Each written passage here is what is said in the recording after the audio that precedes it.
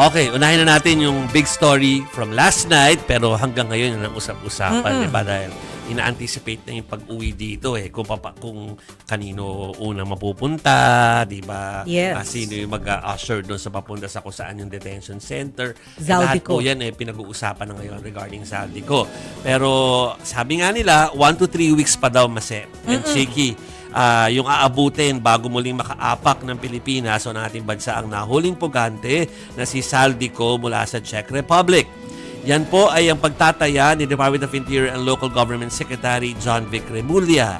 Dagdag pa po niya, itinuring ng unwanted alien si Ko sa Czech Republic dahil sa kakulangan ng travel documents. Pati raw yung Portuguese passport ni Ko ay hindi rin daw niya dala. Bakit kaya nagtatravel ng walang dala? Yun na nga eh. Inahantay na lang din daw ng ahensya ang red notice ng Interpol para or laban kay Zaldico na magpapabilis ng kanya pong pag-uwi dito. Matanda pong kagabi, pagkatapos ng ating programa, si Pangulong Bongbong Marcos mismo ang nag-post sa social media para kumpirmahin na detain nga doon sa Europa itong si Zaldico.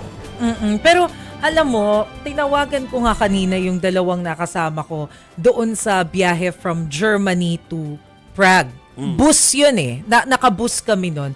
Alam mo, hindi ko matandaan kung kami ay hiningan ng travel documents. Wala akong maalala. Kasi di ba ang dadaanan mo nun, pagka naka-byland ka, para siyang isang malawak na expressway. Yes. 'Di ba? Pag byland dire-diretso ka.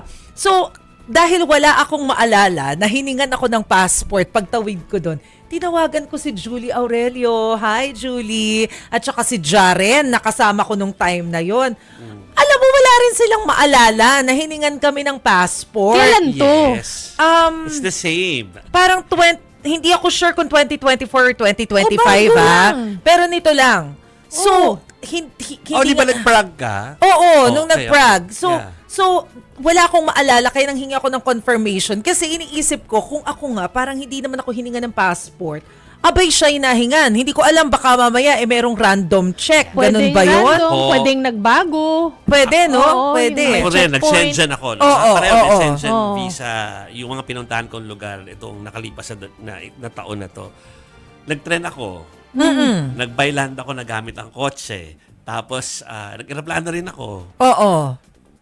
Wala naman Walang humingi passport. Wala, no? Walang humingi ng anything sa akin. So, kung baga kasi pag nakatapa ka na sa Europe, sa Shenzhen state, Kasama Pwede na kang- kasi Pwede ka na. eh. Oo. Umikot, di ba? Oo, pwede Although, ka na umikot. iniisip ko nga, baka may random check Baka din. na- Hindi Yun yung natin posible, alam. oo. Di ba? Kasi, yun talaga eh, parang wala akong matandaan na nilabas ko yung passport ko para i-check sa expressway. Pero, ewan ko, baka nakalimutan ko rin lang, hindi ako sure. Yes. Pero, yun. Ang sinasabi po kasi, wala daw hawak na travel documents kasi baka itong akala si niya, Zaldico. simple tatawid lang naman ako. Oo. Yun nga Diba? Feeling eh. ko naging confident na tatawid lang kasi. Oo. Ano naman? Kasi di ba ako pinangarap ko rin tumawid doon sa Prague eh. Oo. Mula doon sa Netherlands eh. Oo. So, pero syempre, hindi ako aalisin, hindi ko bit-bit yung ano ko, no? Ibang kwento Di ba kasi babalik ka talaga dito. Pagka nga nasa abroad tayo, Oo. lagi-lagi mo nga bit-bit yung passport Yes. mo Oo. kahit saan ka magpunta kasi baka mamaya May example. pag pumasok ka ng isang facility, biglang hanapan ka ng Totoo passport, yan. di ba? May At sample least pa ako man lang sa'yo. photocopy. Or photocopy, Oo. tama. Tanda ba ninyo Oh. na meron tayong kasamahang nawalan ng pasaporte nung nasa Roma siya? Huwag natin sabihin ng name. Oh. Nawalan siya ng pasaporte. Babae Sabihin to. na nakaw, di ba? Oo, babae ito. Nakaw. Oh. O pero nakatawid-tawid pa siya hanggang sa pinadala lang sa kanya yung document from our foreign affairs. Oo nga, naalala ko Oo. yan. Kaya nga, so So, nakatawid-tawid pwede. siya. Di ba? Hindi ka lang talaga makakauwi muna kasi hihingan ka ng pasaporte pag nandun ka na Papauwi. sa Pagpauwi. eroplano. Ay, pasakay ka na ng eroplano. Oo nga, Anyway. Pero, So, malalaman natin. well, tingnan natin. Baka mamaya iba kasi yung sitwasyon. Or, iniisip ko rin, baka naman mamaya may na-heads up na, uy, wanted yan sa Pilipinas. Bantayan nyo yan. Siyempre, Pwede kasing ganun eh. Kapag ikay markado na. Oo. Diba? Pero ito yung sitwasyon ngayon doon sa Prague ha. may mga reporter kasi tayong kilala na doon eh. Doon nakabase, di ba? Yung mga European based na mga Filipino reporters. Yeah. So, nandoon sila. They're trying to get info pero di ko mambibig. Ganon. Authorities doon kung saan naroon ngayon si So kahit yung mismong Prague Oo. authorities, Czech Czech authorities, authorities.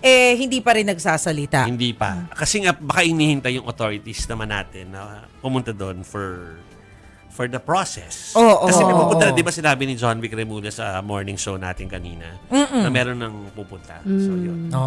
We'll see. Malalaman din natin yung malalaman detalye natin niyan. yan. Oo.